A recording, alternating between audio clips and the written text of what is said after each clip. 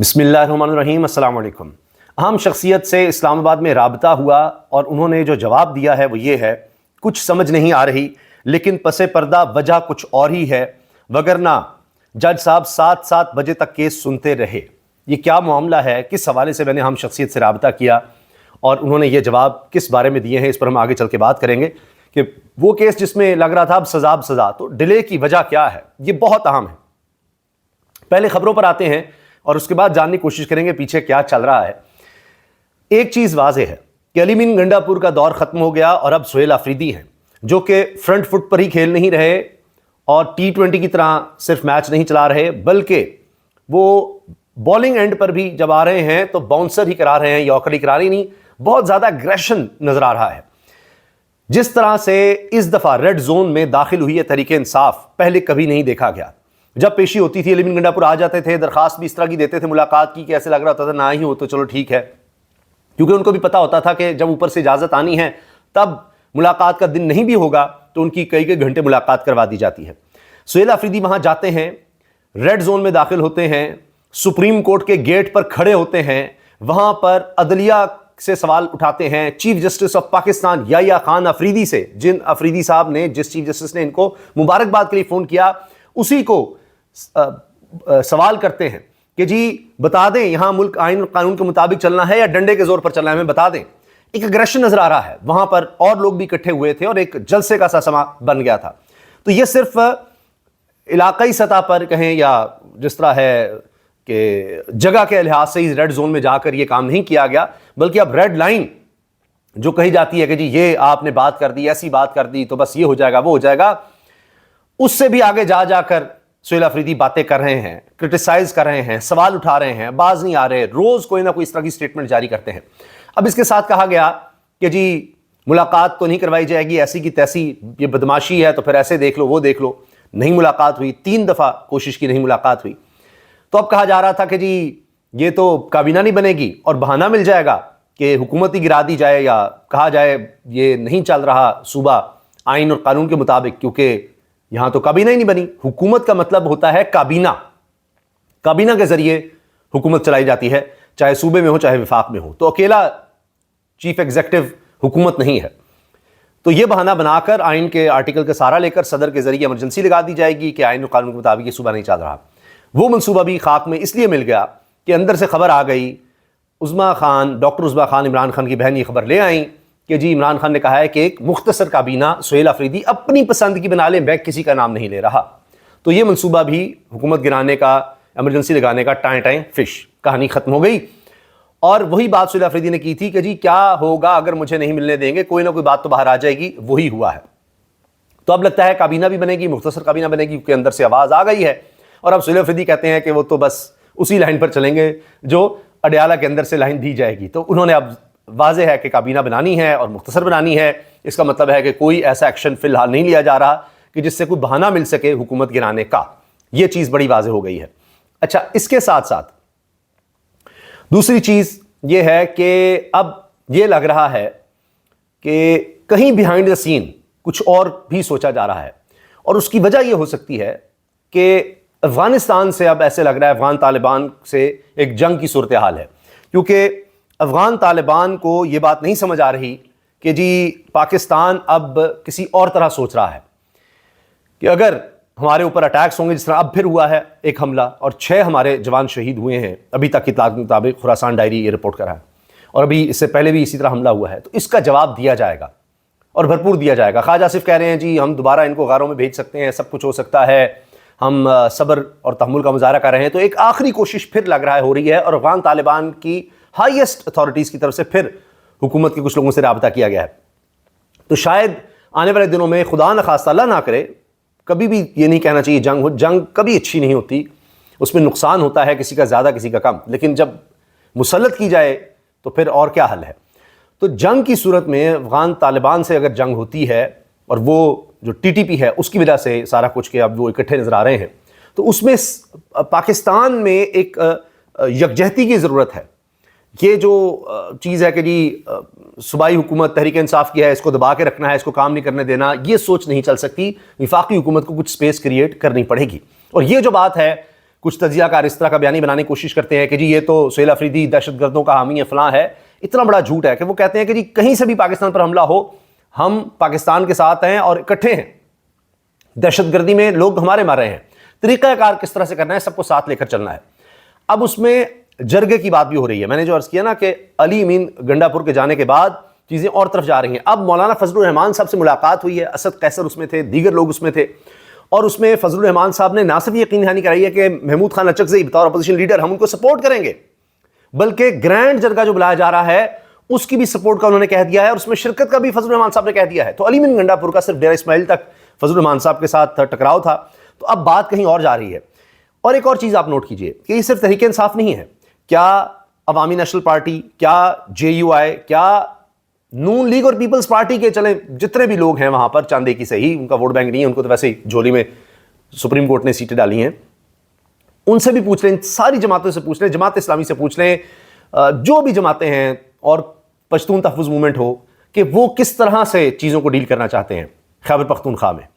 وہاں عوام کا بڑا پریشر ہے کہ بار بار آپریشن سے ہمارے مسائل ہیں، خود تو بیٹھ کر پرابلم ہے، وہ بھی کہتے ہیں دہشت گرد ہیں یہاں پر، ان کو کس طرح نکالنا ہے، اس کا میکنزم طے کر لیا جائے کس طرح سے کرنا ہے. تو اس میں ساروں کو اکٹھا کر لیں، صرف تحریک انصاف نہیں، باقی جماعتوں کا دیکھ لیجئے کیا موقف ہے، وہ آ کے کر دیں نا، پیپلز پارٹی اور نون لیگ کے لوگ آ کر کر دیں. ابھی تو دیکھ رہے تھے کہ گورنر خیبر پختونخوا کنڈی صاحب، ان کے بھائی وہ ساتھ کھڑے ہو رہے ہیں، جی سہیل افریدی جو کہہ رہا ہے ٹھیک کر رہا ہے، وہ تو اس کی سپورٹ کر رہے ہیں، پیپلز پارٹی ہے جو حکومت گرانے کا کہہ رہے تھے، گورنر راج لگانا چاہتے تھے.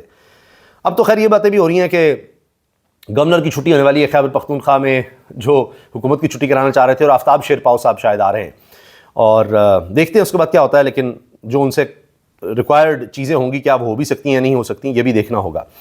اچھا، اس کے علاوہ جی یاسر شامی جو سوشل میڈیا سینسیشن ہیں، انہوں نے پہلے یہ خبر دی تھی کہ جی بڑے بڑے لوگ این سی سی آئی کے پکڑے جانے والے ہیں، اور ہائیسٹ لیول پر یہ چیزیں ہوئی ہیں، اور وہ خبر بالکل سچ ثابت ہوئی. اب دوبارہ یاسر شامی نے بتایا ہے کہ استعفے آ رہے ہیں، اور 6 لوگوں کے استعفے آ رہے ہیں، یہ تگڑے استعفے ہیں، بلکہ آ چکے ہیں، جمع کرا دیے گئے ہیں، اب ایکسیپٹ ہوں گے. یہ باتیں یاسر شامی نے بتا دی ہیں. اس کے علاوہ جی علی امین گنڈا پور کے لیے مسائل بڑھ رہے ہیں، کیونکہ ایک بار پھر ان کے وارنٹ گرفتاری جاری ہو گئے ہیں، اب وہ وزیر اعلیٰ رہے نہیں، تو اب دیکھیں وہ کیس دوبارہ کھل رہے ہیں. اس کے علاوہ مشہور و معروف وکیل اظہر صدیق ایڈوکیٹ نے حسن ایوب عرف راوی چینی چین لکھتا ہے، ان کو بے چین کر دیا. اور یہ تقریباً 37-38 سیکنڈ کا کلپ ہے، اس میں سنیے انہوں نے ثابت کر دیا اظہر صدیق نے کہ حسن ایوب صاحب اپنا لا بنا رہے ہیں. اب ایوب لا چل رہا ہے یہاں پر، حسن ایوب لا، جس کے مطابق وہ کہہ رہے ہیں جی کابینہ ایسے ہو جائے گی، فلاں ہو جائے گی، فارغ ہو جائے گی. انہوں نے کہا کہ قانون پڑھ لیں، میں بطور وکیل آپ کو چیلنج کر رہا ہوں، آپ ججمنٹ پڑھ لیں، اس کی تشریح آپ کیسے خود کر رہے ہیں، آپ بات ہی غلط کر رہے ہیں. تو حسن ایوب صاحب پھر صرف مسکرا دیے، ہنس دیے. یعنی حسن ایوب صاحب حسن ایوب لا چلا رہے ہیں، ساری جتنی کوٹیشن کی ہے غلط ہے. میں چیلنج کر رہا ہوں، کہاں لکھا ہے 62 اور 63 کے اندر؟ اچھا کہاں لکھا ہے مصطفیٰ امپیکس میں آپ ملاقات نہیں کر سکتے؟ مصطفیٰ امپیکس میں ڈیسیژن کرنے ہیں، جب کابینہ ڈیسیژن کرے گی، کوسچن کابینہ کا ڈیسیژن کا ہے. کبھی میں تو حیران ہو رہا ہوں اس کانٹیکس کے حوالے سے، کوئی ایک ججمنٹ بتا دیں یار، خدا رہا نیشنل پہ چینل پہ بیٹھ کر ایوب لا نہ کیا کریں. حسن ایوب قانون نہیں ہے اس ملک میں، آئین پاکستان 1973 ہے، اور یہ یاد رکھیے گا. اور وہی چل رہا ہے، ویسے چل نہیں رہا یہاں پر، ویسے اس ملک میں حسن ایوب لا ہی چل رہا ہے، حسن ایوب لا ہی چل رہا ہے. اور کیا ہو رہا ہے؟ کہہ رہے ہیں جی اس ملک میں حسن ایوب چل رہا ہے، اور کیا ہو رہا ہے کہ یہ جی مل نہیں سکتے، وزیر اعلیٰ مل نہیں سکتے. یہ کہاں لکھا ہے؟ جب کہتے ہیں نا لکھا کہاں ہے کہ ملوانا ضروری ہے، تو یہ بھی کہیں نہیں لکھا کہ مل ہی نہیں سکتے. اور وہ وقت یاد کریں جب بطور اپوزیشن جماعت پیپلز پارٹی کے لوگ جا جا کر مل رہے ہوتے تھے میاں نواز شریف سے، تو آپ سوچئے ذرا کہ وہ جماعت کے لوگ جا کر مل رہے ہیں، تو ان کی اپنی جماعت کا بندہ ہے نا جی جو ملنا چاہتا ہے، اور پھر ڈیسیژن کی بات تو بعد میں آئے گی. تو یہ جی اس وقت صورتحال ہے. اور اس کے ساتھ ساتھ یہ جو اب مزاحمت ہے یہ آگے بڑھتی نظر آ رہی ہے. اسی میں آپ یہ دیکھیے کہ اب اہل سنت کے علماء مشائخ اکٹھے ہوئے اور انہوں نے گلہ کیا کہ کل آبادی کا 70% ہے لیکن ہماری کوئی حیثیت نہیں. جبکہ مولانا فضل الرحمان ایک بات کرتے ہیں تو بات سنی جاتی ہے، اس کا وزن محسوس کیا جاتا ہے.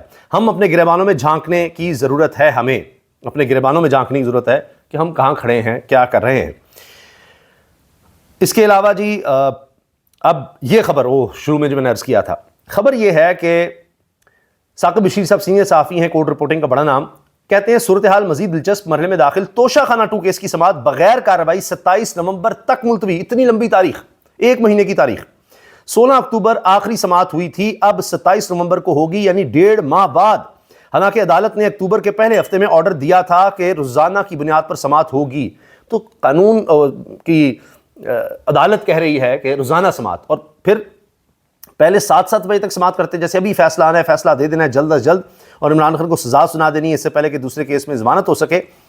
تو جو میں نے شروع میں عرض کیا تھا نا کہ اہم شخصیت سے بات ہوئی، تو اب یہ سمجھ نہیں آ رہی کہ یہ تو فوراً سزا عمران خان کو سنانی تھی، کیونکہ دوسری طرف سے کہیں ضمانت نہ ہو جائے اور اگلی میں سزا سنا دیتے ہیں تاکہ پھر اس سزا کے ذریعے وہ جیل میں رہیں، اور دوسرے میں ضمانت ہو بھی جائے تو کچھ نہ ہو۔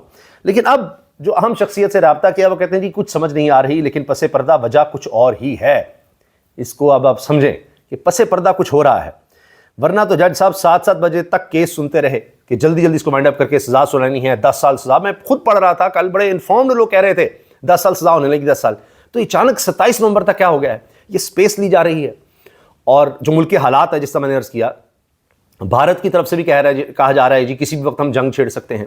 تو یہ جو پاکستان کو دو طرف سے جنگ میں دھکیلنے کی ایک سازش ہو رہی ہے، اس میں ہمیں اتحاد کی ضرورت ہے۔ تو اس میں ہو سکتا ہے کیونکہ بات چیت کے لیے رستہ ہموار کرنا مقصد ہو، اور پھر اور تو کچھ سمجھ نہیں آ، لیکن یہ بات ضرور ہے کہ پس پردہ کچھ چل رہا ہے۔ وجہ صرف یہ نہیں ہو سکتی کہ جی بس وہ جج صاحب نے کہہ دیا، روز جو سماعت کر رہے تھے، آج ان کا دل آیا، انہوں نے کہا جی نہیں مہینے تک آگے لے جاؤ، ایسا نہیں ہے۔